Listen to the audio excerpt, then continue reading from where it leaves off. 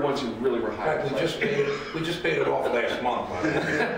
When you go to the family store and put a very minimum down, they took a couple dollars a week out of your paycheck. Exactly. It was like, what do I want to buy next week? In the 70s, buying $1,000 TV for, you know, it was unheard of back then. You didn't have that kind of money. And, they basically would ask you for how long you wanted to stretch the payments out, and you would pay, I think, the taxes to take it out. Mm-hmm. Pay the tax to take it out. You decide you want to pay it off in a year, 2 years, 6 months. And it was like stuff that you know, normally at that time, especially all being young, you wasn't just going to go, because the first VCR that I got cost about $1,000. yeah. Mm-hmm. Yeah.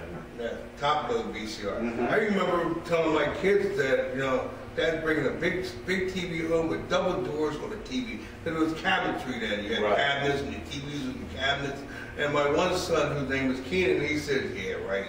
You know, next day I come home with a big TV that had double doors on it, and they're with their eyes bright, and I'm sitting in front of them, you know, because it was just something that you didn't think you would do, you know. But RCA provided that for us. Right, and they were affiliated with, what was it, Whirlpool? And Hertz Rent-A-Car. Yeah. It was They were affiliated, I mean, and you got great deals on stuff. Hertz Rent-A-Car used to come to Deptford and bring their year-old cars and line them up and sell them to RCA employees. Mm-hmm. You know, so you go through your credit union and you put a very little down and you bought a new car. You know, a young guy, you know, you're buying a new car. You're coming into a brand new car. How did you get that? It was just benefits that they created for their employees. I remember the first, as a young, like we're talking about, you know, starting in our 20s. And I was in my 20s, and I was so tickled that one of the first really nice anniversary gifts I got from my mom and dad was getting them this really nice TV. And I'm like saying, you know, at that time, at that age, I would never think, okay, you know, just being a regular worker, I'd be able to get my mom and dad that nice a TV for the anniversary gift. That was really kind of, I always remember that.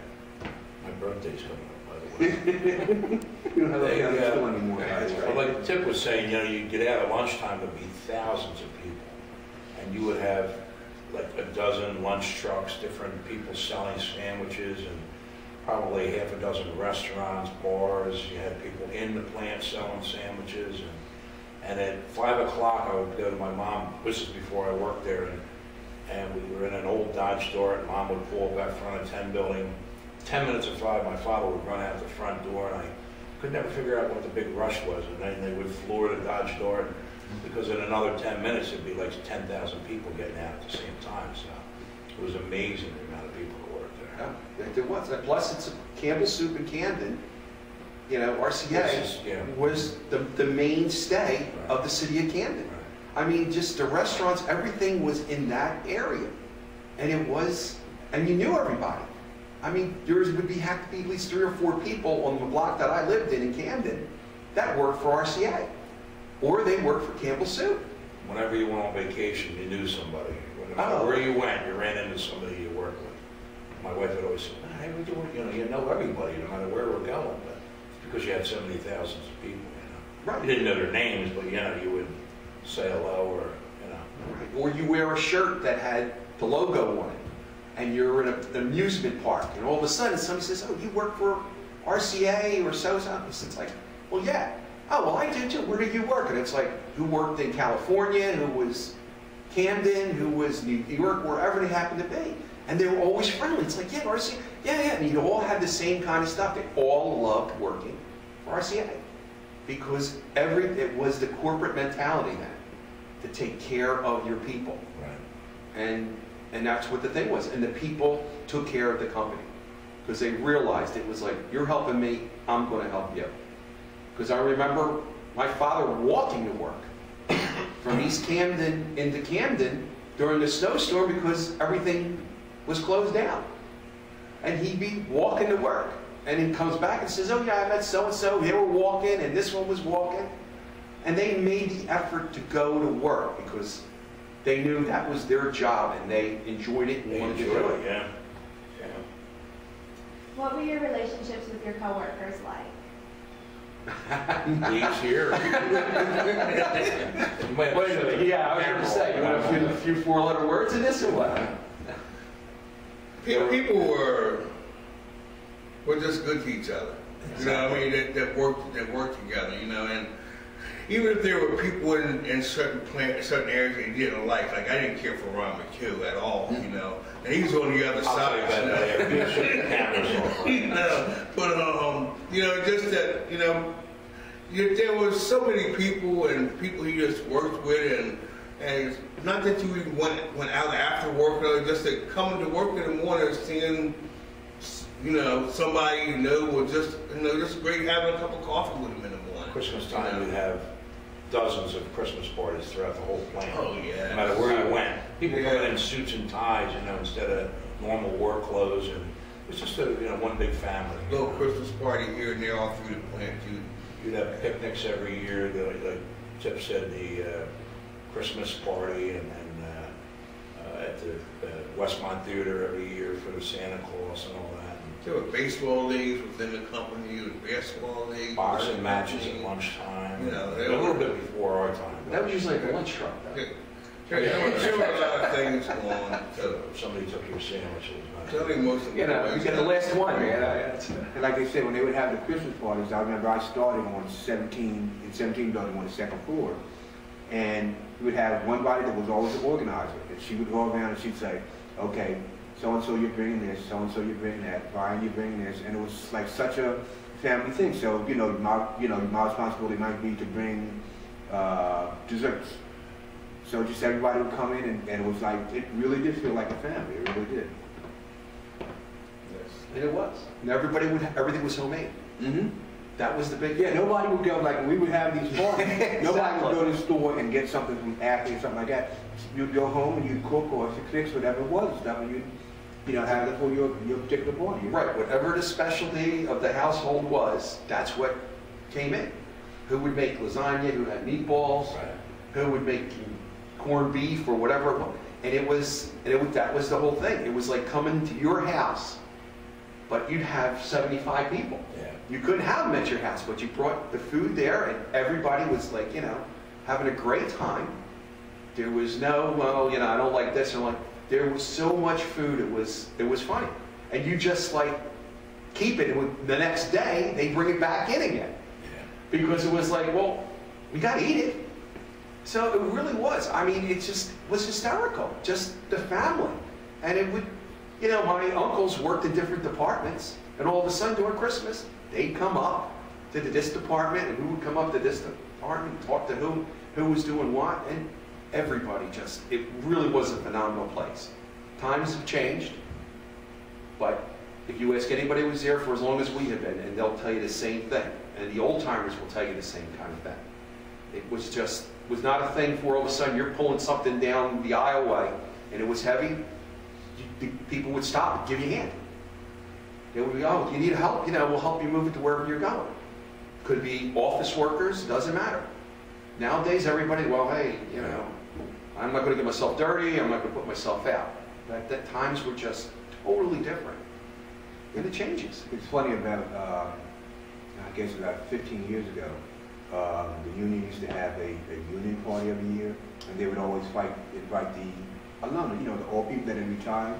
It was always so enjoyable seeing the people that, like when I first started, when we all first started, seeing them there, and you know, like how you got along when you first came in, because even though we were young and came in, the people that had been there for years and years, they were always so, you know, like guiding and stuff, you know, you gotta watch out for this and look out for this, and it was always so typical. I know to me personally, when I would go there and I would see like, what's the name of the one in the elevator? Nick? No, heaven said. Steve. Steve. Right. And see those guys, those people with Steve Scaramouche, right? And see the people that, like, when we first started there, that was always such a joy to me to see those people, and they would always remember you. And that's kind of, yeah, that's... My mother and father actually met there in the 17 building, Jim and Nancy McHugh. So if it wasn't for that, I wouldn't be here. So you can imagine my, you know, love for the plant. My father-in-law worked at RCA. When I went for the first date, my wife, we ended up getting married, my wife, I walk into the door, he's giving me the eye, and he's like, you know, the first date kind of thing. And he's giving me the eye, and I'm kind of looking at him, and he's looking at me. And the same thing comes up. It's like, where do you work? And I tell him, I said, RCA. He says, well, so do I. And I ended up spending 15 minutes talking with him about the plant and everything. And my future wife, she's sitting there like, well, you're supposed to be taking me out. What are you doing? I mean, it was like I fell right into the family. And it's what it was. He worked for RCA, and that was it. And I never even knew when I walked through the door that he worked there. Good, but that's how many people work. We got, what, like 10,000 people or something? Yeah, it was almost 10,000. Right. And I had an uncle who had a bakery on Broadway, Ackerley's Bakery. Now, when RCA started to close up, and his business went down. So it's all that Campbell Soup and RCA really kept the city of Camden It was amazing alive. how many restaurants closed. Yeah, I mean, bars and lunch trucks stopped coming. There's one lunch truck now, maybe the Victor Cafe is about the only game in town right now. So it's a far cry from what it was. But checks are still clearing, so that's half the battle. Were there a variety of ethnic groups while you worked at RCA? always. Oh Yeah, always that. Yeah. I mean, there's every group you can think of, from Italians to African Americans to Hispanics to almost every ethnic group I would think that you would find in the city, or anywhere else you go, and majority of us all got along. You always got to have it one or two, in every area. Animosity. But it was never like, the Klansmen are coming down the hallways or nothing like that. Nah. It wasn't nothing like that. It was always, people got along well. Yeah. People got along well, But in life, there's always one here, one there, which you still have, no matter where you go. Pretty consistent over the years. Very few people like Ron McHugh. Yes. You notice that over the years. This is true. This is true. And we don't know if it's an Irish thing, but Everybody loves the Irish. I know, I married one. That's why your father-in-law was Irish. You had a bell at the end of your name. No, but that was true. But nobody, any kind of bad thing that would try to go on, people wouldn't stand for it. No. If somebody was being mistreated or something, the workers would stand up for him. It's like, no, wait a minute. How can, you can't pick on him. What's going on? How can you bother him with her? And the people would help each other. It was not that thing. It's like, if you had a problem in your family, you could talk to your coworkers. And they were like, well, maybe I can come over, and help mow your grass or something. You know what I mean? Something like the old timers, they would, leave, and all of a sudden you see them, like, it would be nothing for somebody to go over and mow their grass for them or take care of cleaning their gutters. We used to have clubs where, $1 a week for flowers in case somebody died, and Sunshine just Club. a lot of Yeah. sunshine clubs and Yeah. stuff like that. And you just don't see that anymore. I mean, they pass cards around once in a while, but that was a given thing every week. So that was nice. Yeah, I think it was like a quarter. it wasn't much. No, Like a whatever it quarter was. you gave up. And nobody thought Somebody's family passed away, the Sunshine Club just took care of it. Right. Sent them flowers, took care of it, and that was from the RCA family. That just things that was done amongst people back then. Forgot about And like you said, as far as ethnic go, it didn't matter who you were. You were in a club, and your family was taken care of as far as something happened to your family.